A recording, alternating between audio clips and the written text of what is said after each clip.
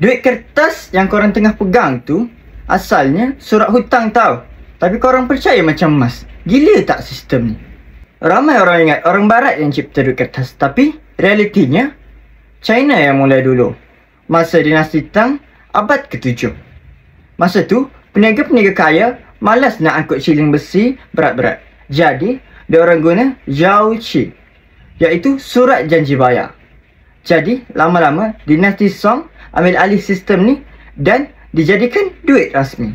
Tapi siapa paling untung bila semua orang percaya kertas boleh ditukar dengan emas? Bank. Lepas tu sistem ni disalin oleh barat. Jadilah apa yang kita guna hari ini, fiat currency, iaitu duit yang tak disokong emas tapi disokong kepercayaan dan dicetak sesuka hati. Jadi bila inflasi naik, ingatlah duit kau tu bukan nilai sebenar. Ia cuma janji yang semakin murah.